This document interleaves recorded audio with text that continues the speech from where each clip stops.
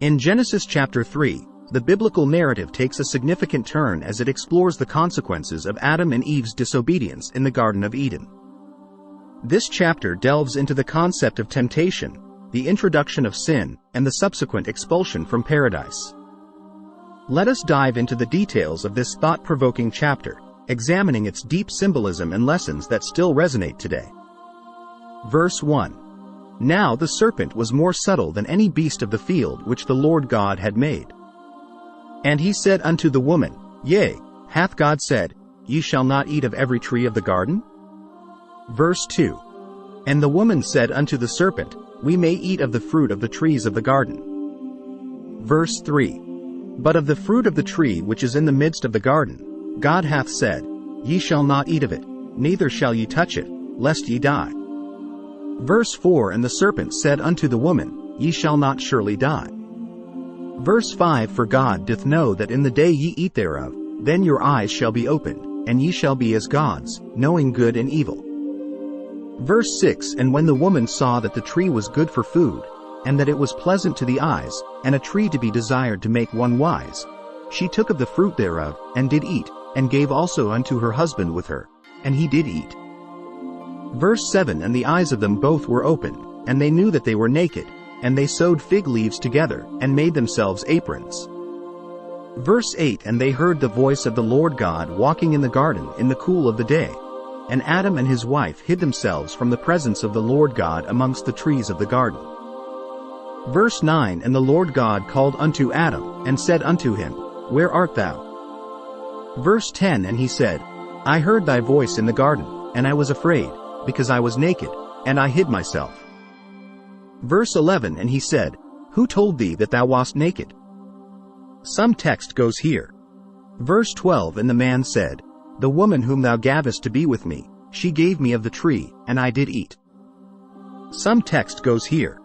Verse 13. And the Lord God said unto the woman, What is this that thou hast done? And the woman said, The serpent beguiled me, and I did eat.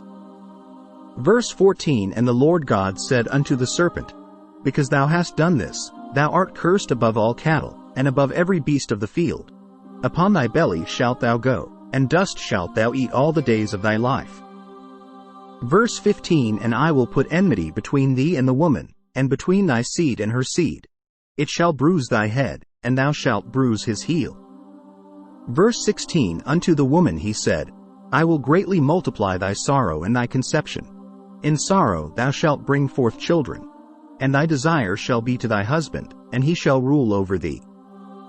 Verse 17. And unto Adam he said, Because thou hast hearkened unto the voice of thy wife, and hast eaten of the tree, of which I commanded thee, saying, Thou shalt not eat of it.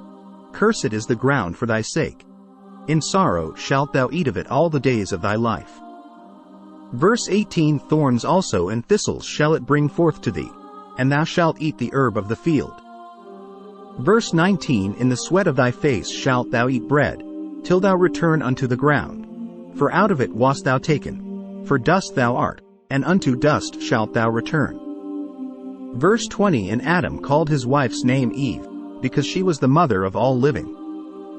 Verse 21. Unto Adam also and to his wife did the Lord God make coats of skins, and clothed them. Verse 22. And the Lord God said, Behold, the man is become as one of us, to know good and evil. And now, lest he put forth his hand, and take also of the tree of life, and eat, and live forever. Verse 23. Therefore the Lord God sent him forth from the Garden of Eden, to till the ground from whence he was taken.